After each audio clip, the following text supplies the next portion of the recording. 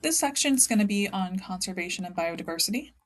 We're going to cover species interactions, causes of biodiversity loss, including the acronym HIPPO, endangered species and conservation efforts. We're going to look at three case studies here in Florida, and then we're going to look at some protected areas and habitat restoration examples. Looking at species interactions, first we have predation, where an organism, known as a predator, kills and consumes another organism. For example, wolves hunting deer. With competition, two or more species are competing for a limited resource.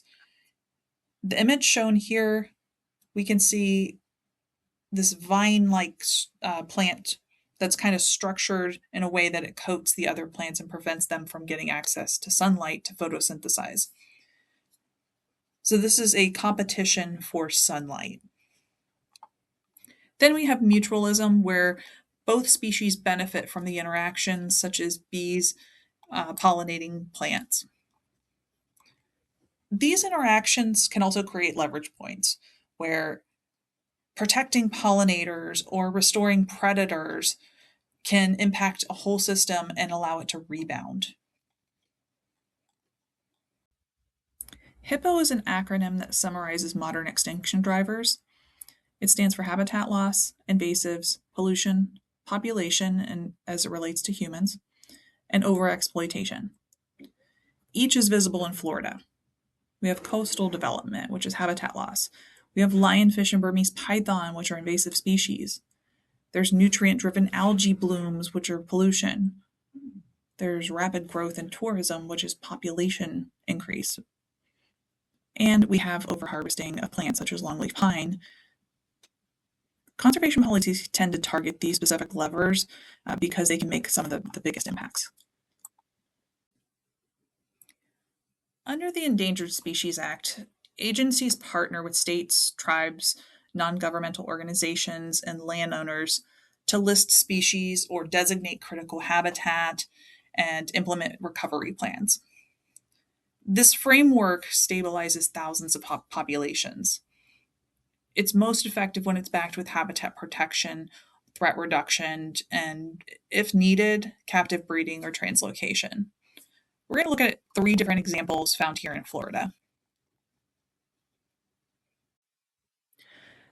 The Florida panther experienced one of the most severe genetic crises in North American mammals. By the early 1990s, the population collapsed to fewer than 30 individuals, restricted to South Florida. This was largely cut off due to development in road networks, and the isolation led to extreme inbreeding, which caused a range of problems, including heart defects, kinked tails, and poor sperm quality. This put the species on the brink of extinction.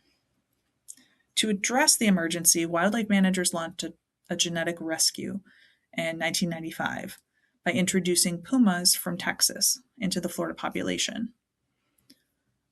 Although it was really controversial, the public feared it would cause genetic swamping and erase the unique Florida panther lineage. The goal, though, was to increase genetic diversity and mask some of those harmful recessive mutations that were accumulating because of that inbreeding. New research from 2025 showed that genetic rescue worked. The introduction of Texas pumas increased the genetic diversity and reduced the expression of those harmful mutations. And it also still preserved the distinct Florida panther ancestry. They remain genetically identifiable as Florida panthers rather than hybrids. Today, the wild population has rebounded to somewhere between 120 to 230 individuals, depending on the year and the type of survey method. Although this recovery is a major conservation success, long-term survival still depends on improving that habitat connectivity, such as creating wildlife corridors and reducing human-panther conflicts, especially collisions with vehicles and habitat loss. Next, we have key deer. They're the smallest subspecies of white-tailed deer that came dangerously close to extinction in the mid-20th century. By the 1950s, less than 20 animals remained in the Lower Key region of Florida, and this was due to extensive poaching and rapid habitat loss from development. In 1957, they established the National Key Deer Refuge, which helped the population rebound. And by the 2000s, numbers had climbed to about 800 to 1,000 individuals. In 2016, unfortunately, there was an outbreak of invasive New World screwworm, which killed about 135 deer, representing 9 to 20% of the entire population. Additional pressure, including Hurricane Irma in 2017, continued vehicle collisions, loss of freshwater resources, and ongoing sea level rise have put a lot of stress on this particular species. In response to the screwworm crisis, federal and state agencies acted pretty quickly. They deployed sterile insect techniques, provided medical treatment, and implemented access controls to limit the spread of the parasites. They were able to successfully contain it, and luckily this happened before the 2017 fawning season, which prevented what could have been a catastrophic population collapse. Refuge staff and partners organized and have continued working on habitat restoration. They've continued working on roadway improvements and other strategies aimed at reducing vehicle-related mortalities and supporting those long-term deer populations. Monitoring after the outbreak shows that key deer have had a strong recovery, although the distribution across the island and the lingering impact of the storm require continued attention. Looking ahead, greater long-term threats, such as climate change-driven floods of the low-lying islands, that's kind of more of a major concern at the moment. Management efforts are prioritizing maintaining the freshwater availability and protecting native vegetation, while also trying to reduce some human-wildlife conflicts. I know while I was down in the Keys, the photograph that I took, the deer were actually eating out of human garbage. So that's kind of one of those areas where reducing some of that human-wildlife conflict and preventing them from going near those areas that are highly populated can prevent some of those vehicle collisions.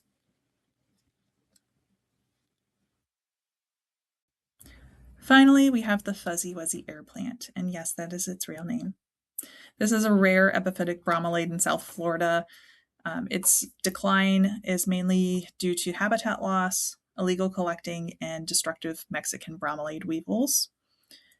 These air plants historically grew in humid tropical hammocks and cypress swamps across South Florida, but their range has become restricted and localized as weevil larvae kill the plants by boring into the base, causing collapse and death.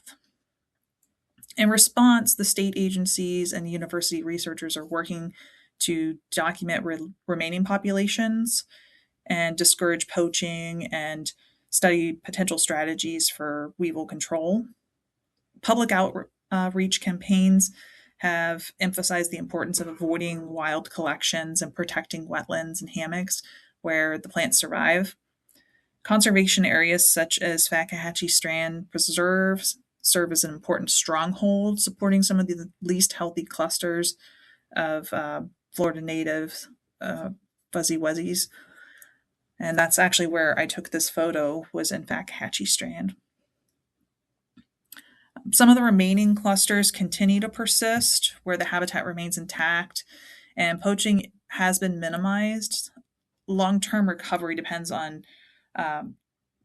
developing the effective weevil management strategies and maintaining the integrity of hammocks and cypress wetland microhabitats. These challenges make the species an excellent example for discussing plant conservation ethics and the importance of protecting those specialized microhabitat conditions that are essential for their survival.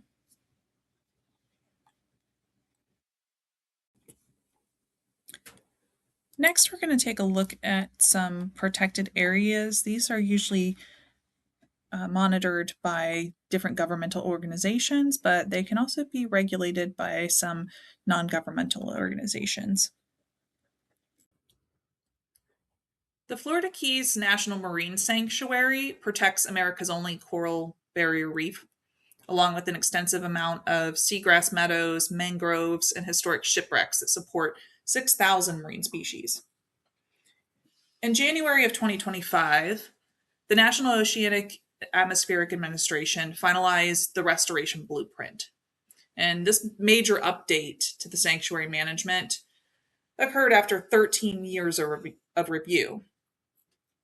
The plan expands the sanctuary from about 3,800 to 4,539 square miles.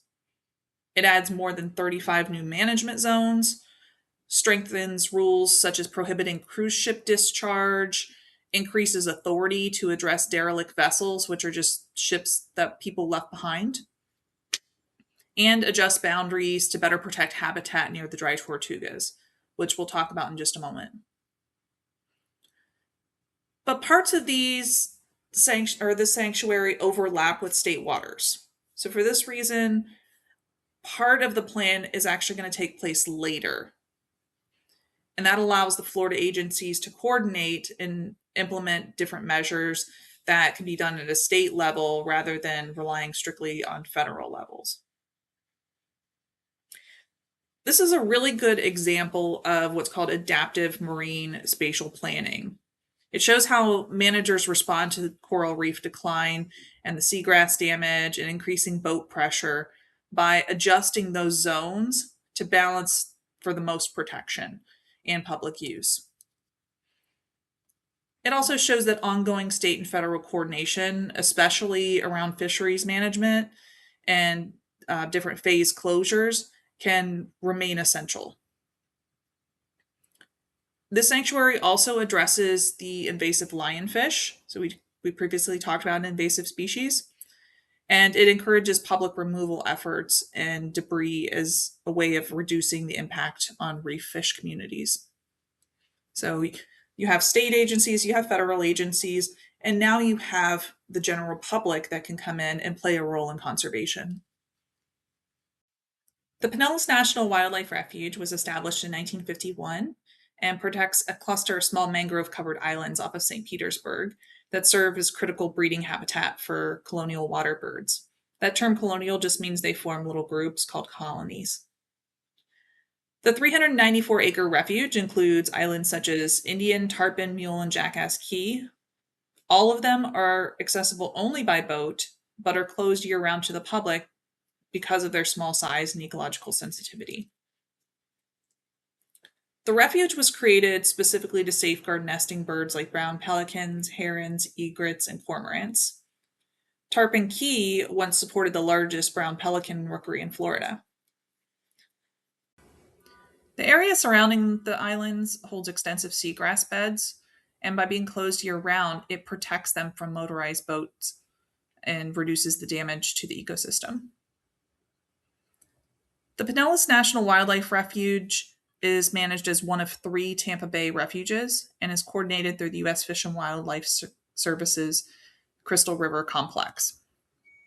Management focuses on wildlife surveys, law enforcement, habitat protection, and partnerships supporting long-term conservation. So although it's closed to the public, it remains an essential sanctuary that preserves some of Tampa Bay's last undisturbed colonial bird nesting islands. Finally, we have the dry tortugas. This area is located about 70 miles west of Key West and forms a 7-island archipelago known for coral reefs, abundant marine life, and is really important for seabird nesting, including the only regular U.S. nesting colony of sooty terns on Bush Key. The area was first protected as Fort Jefferson National Monument in 1935 and later designated as the Dry Tortugas National Park in 1992. And this preserves both its natural ecosystems and its major historical feature, which is Fort Jefferson. This is the largest masonry coastal fort in the Western Hemisphere. If you take the ferry to the Dry Tortugas, you'll actually land on the island that contains this fort, and you'll see it makes up a massive portion of the island. There are some native plants that have started growing inside and on top of the actual fort. So some plants will actually dig into concrete structures, and this particular form of masonry, some plants actually thrive on it. The park includes some of the least disturbed coral reefs in the Florida Keys and supports sea turtles, tropical fish, and migratory birds, and contains one of North America's highest concentration of historic shipwrecks. It's accessible only by boat or seaplane, and the park's isolation has helped it maintain its ecological integrity. So while management focuses on protecting reefs, wildlife, and that cultural resource, which is the fort, um, it's largely water dominated and spans more. The last topic we're going to talk about is habitat restoration. This is where you take a previously damaged ecosystem and restore it into a productive community that supports life and supports the local community. One example of this is the St. Pete College Seminole Campus Nature Park. Sometimes it is closed due to regular maintenance and upkeep, but generally it's open to the public. It contains 40 acres of natural area, a 200-yard boardwalk, an outdoor teaching pavilion, and floating dock used for field studies. It protects wildlife, including nearly 200 bird species, reptiles, amphibians, butterflies, and common Florida mammals, such as raccoons, and possums, and marsh rabbits. It also has native plants such as slash pine, wax myrtle, sweet gum, and sand live oak. It also provides an important ecological service, which is flood mitigation. Pinellas County has the highest density human population in the state of Florida. And for that reason, there also tends to be a large amount of non-porous surfaces. So having areas such as this natural space that can collect large amounts of water helps reduce flooding in this area. If you want to learn more about this area, I created a story map that you can find in the supplemental materials section for this week. This story map talks about the history, ecology, some of the plant and animal species, but it expands those issues to the broader area and to the world itself. So you'll find a couple of resources in here as well that might be useful. There's a link if you or a family member is disabled and needs help evacuating during a hurricane or getting resources. There's information about Native American ethnobotany if you're interested in the undergraduate research program, or if you want to take part in the teaching apiary. So if you're interested in beekeeping, there's information on that as well. Lots of different resources to check out. So have fun with it. And if you would like to fill out the survey at the end and let me know how you feel about it, I would appreciate that as well. Biodiversity is the variety of life. It's shaped by evolution and natural selection, and it tends to be highest in the tropics, where stable temperatures and a lot of sunlight support more specialized niches. More diversity usually means more options for adaptation whenever ecological conditions change. We can look at biodiversity on 3 levels. The first is genetic. This is variation of genes within a species. It's why one population of sea otters or mangroves might better tolerate storms or heat than another. Second is species diversity. This is the number of species in a place and how common each is. Think of a reef packed with corals and fish and invertebrates versus a lower diversity pier piling. That coral reef is going to have more species diversity or more numbers of species in that place that are very common than that pier piling, which may have probably a lot of the same species, but not a whole lot of variety. Third is ecosystem diversity.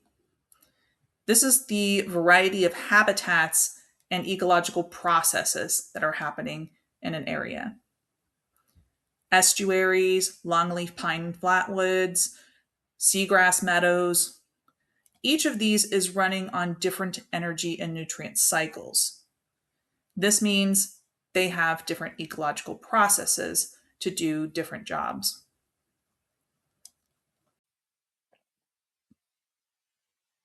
Biodiversity matters because it supports all the ecosystem services we depend on in our daily lives. Some of these services are things we can hold in our hand, like food in our kitchen, the wood used to build our homes, the clean water that comes out of our faucets, and even many of our medicines. In fact, more than a quarter of modern drugs originally came from natural sources. Other services work behind the scenes. Wetlands help filter our clean water. Oysters and mangroves improve water clarity and help protect our coastlines during storms. Forests help regulate climate and even influence patterns of disease. Biodiversity also affects our quality of life. It's part of why we enjoy going to the beach or paddling in a spring or hiking through a natural area.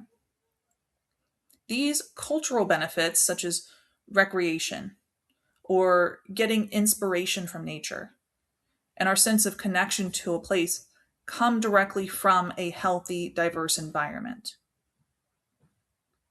Then there's the supporting services, like nutrient cycling and soil formation. We don't see these processes happening, but without them, none of the other services would function. Biodiversity even plays a role in our food security. Different varieties of crops and their wild relatives can help us breed plants that are more resistant to pests, survive heat waves, or recover after storms. And globally, fisheries provide protein to more than a billion people. When biodiversity declines, we lose those services, and the effects show up in our daily lives. Fewer pollinators can mean lower yields for backyard gardens and local farms. Damaged wetlands can mean poorer water quality and more flooding after heavy rains. Degraded reefs and seagrasses can reduce coastal protections and tourism revenue. Ecosystems are also becoming less stable and more vulnerable to disturbances. For example, a heat wave or a red tide event can push already stressed systems over the edge. Globally, scientists estimate today's extinction rate is 500 to 1,000 times higher than it was before the presence of human influence, with some regions losing 1 to 11% of species per decade. That translates to fewer options for future medicines, agriculture, and climate resilience. We are living through a human driven mass extinction propelled by habitat loss, climate change, pollution, and overexploitation.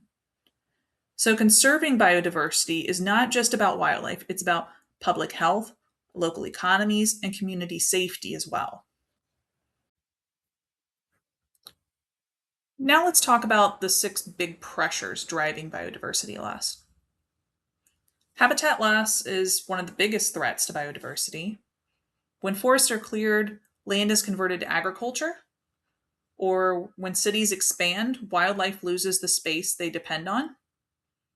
In the United States, about 91% of the rivers have been altered, which changes how water flows, it affects fish migrations, and reduces the quality of water. Overexploitation, such as overfishing or hunting wildlife, remove species faster than they can naturally replace themselves. Invasive species like Nile perch, brown tree snakes, and zebra mussels often outcompete or prey upon native species that aren't adapted to them. Pollution, including pesticides, DDT, PCBs, and heavy metals, build up in organisms and become more concentrated as they move up the food chain. Climate change alters where species can live and disrupts important timing, like flowers blooming earlier than pollinators arrive. And it especially harms species in polar regions. Disease is another major driver. For example, the chytrid fungus has wiped out an entire amphibian population. And we see these diseases all over the world. Threats are connected to our everyday choices. How we use the land, the energy we consume, and the products we buy all influence biodiversity. Policy is one of the strongest tools we have for protecting biodiversity. In the United States, the Endangered Species Act of 1973 was passed. This identified species at risk, protected the habitat they rely on, and developed recovery plans to help populations rebound. Laws like the ESA have played a major role in protecting extinction by directing attention, funding, and protections to the species that need them the most. At the global level, CITES was established in 1975. It regulates international trade of species. It does this by controlling or banning trade in vulnerable plants and animals. CITES helps reduce illegal trafficking and gives declining populations a chance to recover. Another important agreement is the Convention on Biological Diversity from 1992. This worldwide treaty provided a framework for conservation, sustainable resources, and fair sharing of genetic benefits. It pushed countries to create national biodiversity strategies and set protected area goals. It also invested in ecosystem restoration. So we had sort of extra funding going into those programs, and the countries themselves had to assess their own individual areas and determine which strategies would work best for them. Because no area is going to have, there's never going to be a one size fits all plan. So it depends on those specific regions. And that's what this convention did.